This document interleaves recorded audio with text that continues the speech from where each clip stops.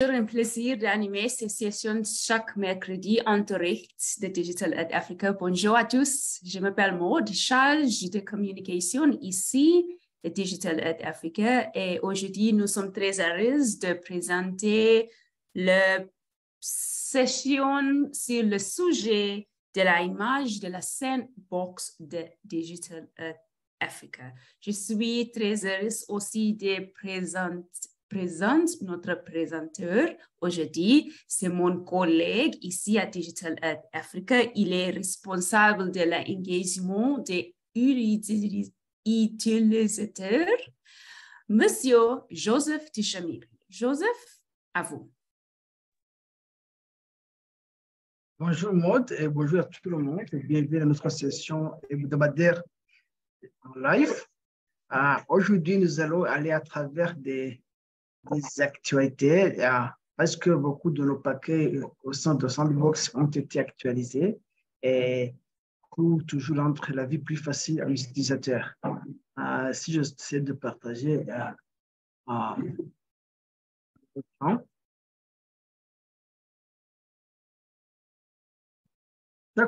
chaque fois que vous ouvrez votre Sandbox, vous aurez la première page qui va vous indiquer les améliorations qu'on a fait sur nos notebooks de Sandbox. C'est écrit en anglais, Important Update. Peut-être d'ici peu de temps, on va aussi faire la version française. Comme vous le savez, nous avons plusieurs paquets Python. D'abord, Python même a été actualisé, passant de l'ancienne version 3.8.10 vers la version 3.10.6. Bien sûr que notre type de données a été actualisé de version 1.8.8 à la version 1.8.13. D'autres paquets, comme le paquet Xarray, qui nous permet de jouer avec les tableaux multidimensionnels, ont été également actualisés.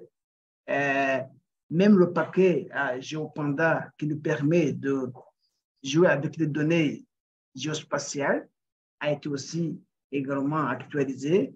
Notre fonction Shapely, qui va nous permettre de jouer avec des données vecteurs, a été ainsi actualisée. La fonction Matplotlib, qui nous permet de tracer des graphiques, et c'est tout pour permettre une visualisation de données, a été aussi actualisé. Et bien sûr, le paquet PyPose, qui nous permet de jouer avec des transformations géographiques, surtout avec des projections des coordonnées géographiques, a été ainsi actualisé. Alors, tout ça, c'est adapté à notre sandbox en nouvelle version de Python.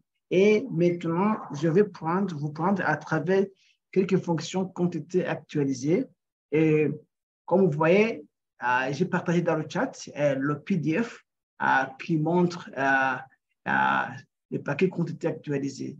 Ici, si je vais vous montrer ces paquets, le premier paquet qui a été actualisé, le paquet Xaley. Ici, la fonction qui était infinie, fonction Xaley, ufunc, logarithme 10, qui était infini, a été actualisé en fonction NumPy, log 10, qui est fini. Ici, nous allons servir de l'exemple des notebooks que nous appelons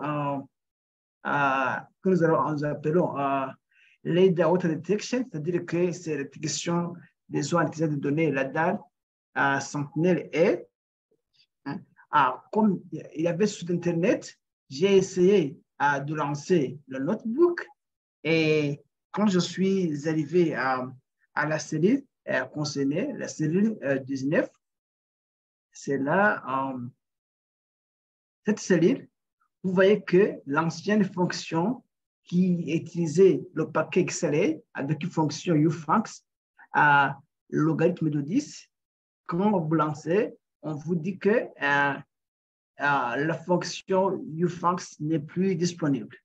Mais quand vous changez à la fonction actualisée, à NumPy, log de 10, vous voyez que tout va bien, il n'y a pas d'erreur. Et par après, nous pourrons bien sûr afficher l'histogramme. Et cette fonction est disponible dans des notebooks actualisés. Mais si jamais vous restez avec les anciens notebooks, vous aurez risque de voir toujours cette erreur. Alors, il vous faudra changer vers la fonction NumPy et log de 10. Et bien sûr que les notebooks que nous avons dans la sandbox ont été actualisés également. Mais supposons que vous en avez téléchargé bien avant. Ça, c'est la première fonction qui a été actualisée. Mais aussi, il y a aussi l'autre fonction que nous appelons la fonction matplotlib cmget.cmp qui n'est plus en usage. Et cette fonction, si nous allons utiliser le notebook que nous appelons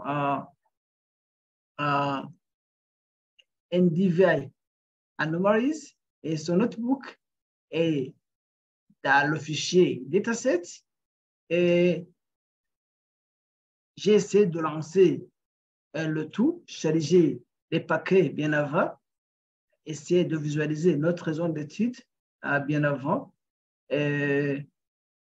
essayer de charger aussi nos données. Mais ici, si nous allons utiliser cette fonction qui n'est plus en usage, c'est la fonction cmget.cmap qui n'est plus en usage, nous allons avoir une erreur qui nous dit que la fonction cm n'est pas définie. Alors, cette fonction a été remplacée par la fonction mpl.colormaps, et une fois que vous utilisez cette fonction, ça sera sans doute possible, vous pourrez afficher les tracés.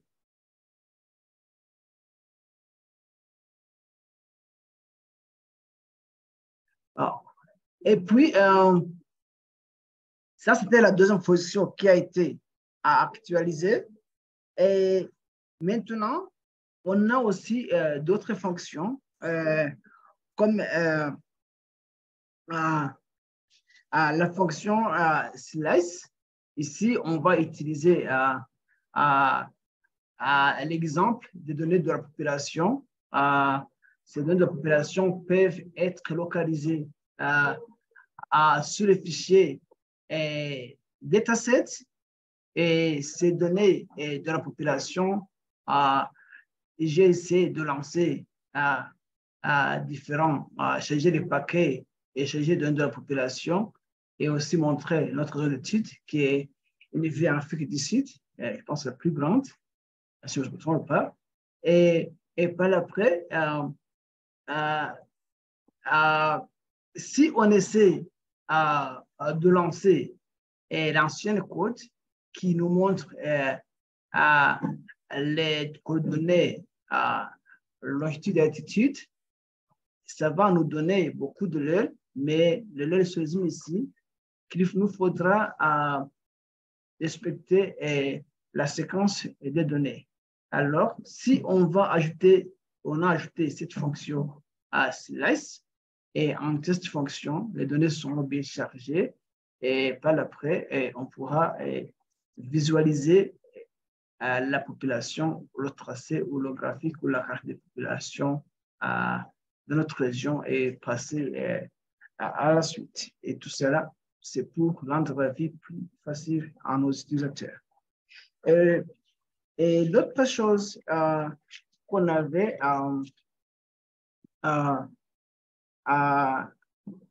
c'est que il faudra, pour ici, en prenant l'exemple de la chlorophylle, ici aussi, j'ai essayé de charger toutes les paquets, et par après, je vais vous montrer le résultat de l'élève en chargeant en chargeant les données,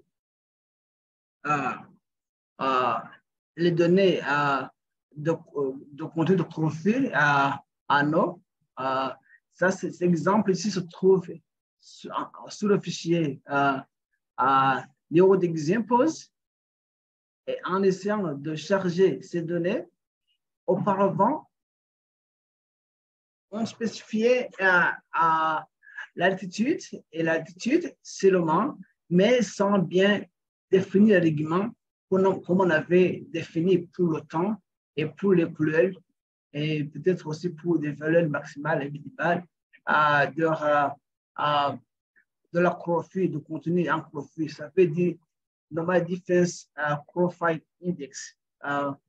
Et si nous lançons ainsi actuellement, ça nous donne des erreurs, mais qui se résument que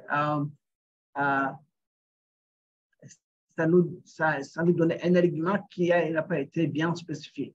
Cet argument qui n'a pas été spécifié, c'est-à-dire qu'on n'a pas défini que la latitude égale X, la longitude aussi égale Y. Ici, si on essaie de spécifier, vous voyez aussi que les tracés sont vides.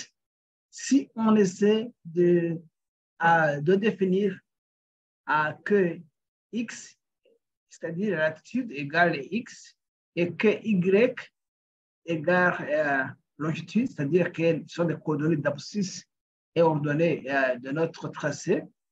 Ici, vous voyez que le contenu en chlorophylle a été bien affiché pour les 2 mois concernés, c'est-à-dire le mois d'octobre 2018 et le mois de décembre 2018. L'autre paquet qui a été actualisé, c'était que l'ancienne approche pour charger la carte d'utilisation des terres, que ce soit pour ESRI, que ce soit pour l'Agence spatiale européenne, a été aussi actualisé. Ici, on va utiliser l'exemple de l'étendue et d'écriture, appelons Group Extent, qui est sur le fichier dataset de notre sandbox. J'ai aussi lancé charger les paquets à utiliser à la fonctionnalité sera ce qu'on appelle Gropland Extent. Et ensuite, il faudra spécifier le type de longitude. Voici notre zone d'étude.